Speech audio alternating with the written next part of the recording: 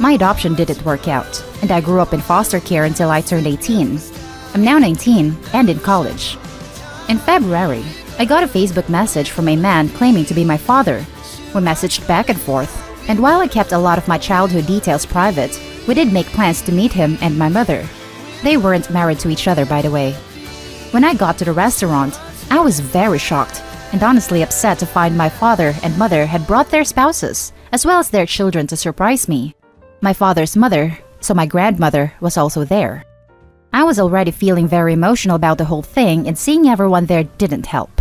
So, I sat through an hour of listening to them sharing all about their lives, while I faked smile through everything. Honestly, I feel very jealous that they had kids they really loved, and how they all had really happy lives after ditching me. Then, they started asking about me and my parents, and how my Facebook gave very little away about my life. I basically lost it, and started crying like a little bee, lol, and told them how crappy my adoptive parents were, and how crappy foster life was. I was pretty snarky and sarcastic when I said that I'm glad their lives worked out for them, because mine sure as hell didn't. I couldn't stop crying, and my father had to drop me back home. He was very apologetic.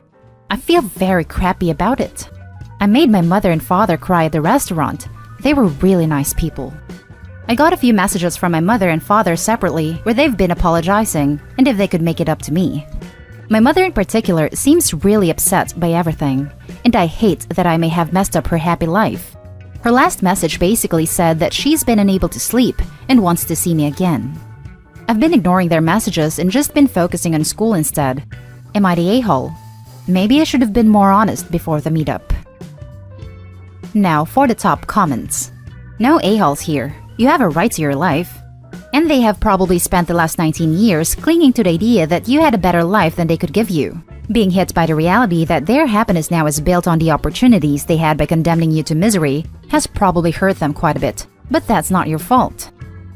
Yeah, but they're pretty close to being the a-hole for bringing everyone with them to what should have been a personal meeting. They messed up, sure. Doesn't seem like they were being intentionally malicious though. Stupid and hurtful, but I wouldn't judge them a-holes for it. No a-holes here, but it was a bad call. Not the a-hole. Bringing their families with them must have felt like a kick on the teeth, because it was a glimpse of something you never had. It was too much too soon. I can completely understand why this was overwhelming.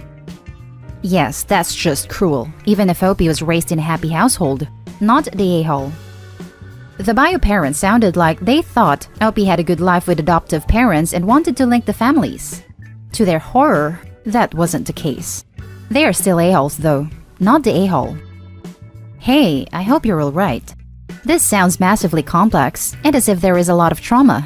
I don't think this is a case for this sub. Please reach out to a friend. Maybe your university campus has a psychologist you could speak to. Wishing you all the best, an internet stranger. Thanks. I've just been very busy with school, and it's kept my mind off this situation. I'll get therapy once I graduate and have health insurance. Lol. Now for the next story. Am I the a-hole for not meeting my bio family and responding to the message they sent me with a simple no thanks? I am not sure how to start a post off, but I'll try to give a bit of background information, I guess. Oh, and in any case it is important, I am 25 male, and the parents are probably in their late 40s to early 50s. Long story short, I was put up for adoption by these people, got adopted, got placed out of my adoptive parents' house when I was 9, and spent the remainder of my youth in and out of foster homes and placements. Fortunately, I never had that much of a problem. I quickly got used to it, and when I was 18, I managed to get myself into college and it all worked out for me. I got a good job now, a lovely girlfriend, a ton of friends who I consider family, and I am happy to be honest. I ended up receiving a very long message from a woman in one of my social media accounts, and it boiled down to a load of excuses as to why they gave me up, primarily centering around their age, early 20s, conservative upbringing, they weren't married, and their parents forcing them. They then started telling me about themselves and what they referred to as my siblings. They finally finished that off with stating their desire to meet me and that they wanted me to be a part of their family. Now, I don't hold much against these people. I know it may seem like that, but I don't. It's a case of not caring, if anything. I have never longed to meet them, search them out, or anything of that sort. I just never had a desire to know them. It wouldn't change anything anyway. I ended up responding with a simple no thanks and followed that up by telling them not to contact me anymore. I figured that would be the end of it, but I couldn't be more wrong. The following days, I started receiving messages from these siblings uttering their desire to meet me. When I told them the same, that turned into accusations of making their parents cry. I ended up blocking them all, which resulted in messages from their friends and new accounts, so I eventually just stopped using the account. It is obvious these people want to meet me and are hurt by my refusal, so am I the a-hole? Now for the top comments. Not the a-hole. It's your life and your decision. They give up all rights to you 25 years ago, and they don't automatically get a pass when they start feeling bad about it. It's your choice. That's the thing. I just don't care to meet them. They've showed you how right you are not to meet them by harassing you. If this keeps up, report them to the police and get a restraining order. You owe these people nothing. Best of luck in everything. Not the a-hole. Their attempted manipulation and intimidation to get you to meet them is a huge red flag. You're doing fine and are happy. I say no need to involve a bunch of family. Well, to be honest, I wasn't going to meet them, manipulation or not. I just wonder, what do they need for you? I mean, come on, it's not just a pure love for your blue eyes. Seeing how the whole pack is engaged and hyped, a lot of people putting too much effort. My bet is an organ donation or something material. I mean, I do have pretty sexy blue eyes though, so who knows? Now for the next story. Am I the a-hole for laughing in my stepsister's face when she showed up at my place and asking to stay for a while? This happened 3 weeks ago. I, 21 female, was home in my apartment that I share with my 2 closest friends when my stepsister, 19 female, showed up and asked if she could stay with us for a while. I laughed and told her no and closed the door. She ended up going to my dad and her mom's house where she told them everything, and they are pissed. They said it was reckless and cruel to turn her away without seeing that she was okay, and my dad said he was disappointed in me. I told him I did not want her anywhere she could steal or break something that didn't belong to her. He told me she hasn't done that in years, and I have no right to hold childhood mistakes against her. The last time she broke something that was mine was 2 years ago, when I went to stay for Christmas and she went into my room while I was taking a shower and took my phone, then broke said phone. I pointed this out to him, and he told me I can't stay mad at my sister. I told him I'm not mad at my sister because I don't have one, which he did not take great. Then my stepsister started bugging me with how mean it was that I laughed at her, and how she's changed. I asked if she changed enough to want to apologize for the crap she did, and maybe even pay me back. She said no, and she doesn't need to. I told her then she hasn't really changed. She tried to get me to believe her by her just saying it.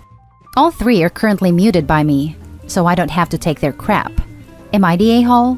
Adding more details which I didn't make clear enough. She has constantly stolen and broken things that were mine. She was a child when it started, which you could dismiss. You could say that being 17 when the phone thing happened, she was still a child, valid. But when it is a long pattern of the same behavior, of taking other people's stuff without permission, and then either through carelessness or force break stuff, it makes me not trust her or want her in my place, where I live with others and rent, when her damage would cost me a lot more. She has never apologized or made any effort to make amends for it. So I have no reason to take her word for it. Now for the top comments.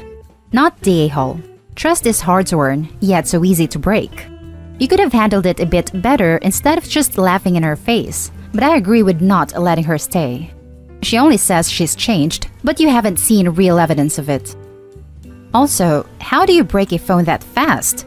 Did she pick it up and started throwing it at walls? Was it a flip phone that she tried to close backwards? Did she try to use it to scrape ice off her windshield?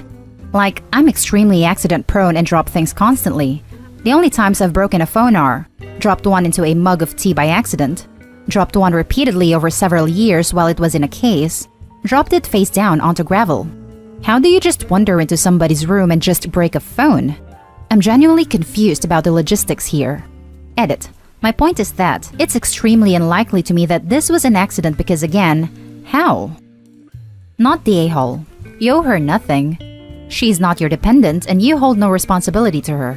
Why weren't her parents her first call? I would form a hard boundary. Tell your dad that you will not discuss her anymore. If he tries to bring her up, you will end the conversation. He forced her into your life and now is an adult. You have made the decision to cut her out. I'm taking a bet mommy and daddy got tired of her crap and told her to find some place to get lost for a few days, or she had a tantrum and run away. She then decided to crash at Opie's place. Opie's parents wanted a few days of peace, which is why they're pushing back about the brat being back home.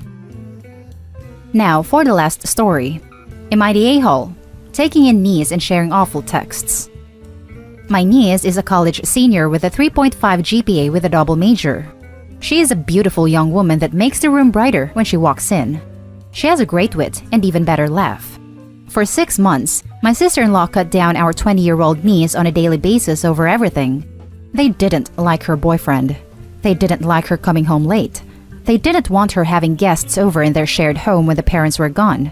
During this time, they would routinely make cutting comments comparing her to an aunt that died of a drug overdose, threatened to call the cops over her coming home late from curfew, called her a W on a routine basis, and just blasted her for everything that they didn't believe in their my way is the only way ways. When we noticed our niece was getting really bad with this mental abuse, we decided enough was enough and time to stay with us for a while. Our niece immediately began to flourish, but our relationship with my wife's sister and her husband plummeted. They wanted us to instill rules we wouldn't do, and wanted us to make it hard on our niece so she would go back home. Instead, we gave her a loving and nurturing home with a family that does things together, shows affection, and helps each other out on individual problems. I went from having 3 children to 4, as there is always room for one more at the table. My niece began to flourish, and that is all we cared about. A few weeks later, during our family vacation with our niece in tow, my sister-in-law blew up our phones for 6 straight hours. My wife was getting very upset, and out of frustration, I showed a text to my niece which contained absolutely terrible things said about her by her own mother. I felt it was both BS our family vacation was getting wrecked, and I felt she had a right to see what her mother was saying about her. Our relationship continued to deteriorate with my sister-in-law. We continuously encouraged our niece to repair the relationship, and after a few months, while still living with us, our niece began seeing her parents for meals. It was during this time my niece was told that my daughter was an ass by my niece's grandfather and that my niece should get out of my house. Because of this, we cut off our 17-year-old daughter from seeing them until they apologized, which they have refused to do. During this refusal, I admitted, actually proudly, about sharing the text because there is only so much a man can take, and after learning they called my daughter an ass, they needed something in return. Now they are saying I am the a-hole. What do you think? Now for the top comments. Not the a-hole. Your sister-in-law's acts can only be described as utterly abusive and inconsiderate. That being said, I would be careful about sharing your niece the text because it can make her mental health worse. She may have a right to know what is being said, but it may do more harm, possibly for years, in the long run. Thank you for taking the time to weigh in. This has been a very tough situation for all of us. My niece is thriving now, so I know we did right by her. See, that's where I'm having a hard time deciding if this is not the a-hole or everyone sucks here. I think it's great that you're there for your niece and trying to help her through all this. But why, when you were trying to get her away from the emotional abuse, would you show her those text messages? And don't say because you felt she deserved to see what they were saying about her because that's BS. She had to listen to that while she lived with them. I'm sure she realized that they were being a-holes. I showed the texts to my niece which contained absolutely terrible things said about her by her own mother. We continuously encouraged our niece to repair the relationship. Stop doing that. They're abusive towards her. She doesn't need to know about them. You should go no contact. Not the a-hole. Thank you. And that's the end of this video, folks. As always, leave a comment and hit like and subscribe. And if you want more of this content, turn your notification on to get updated on the latest videos. And I'll catch you in the next one. Stay safe.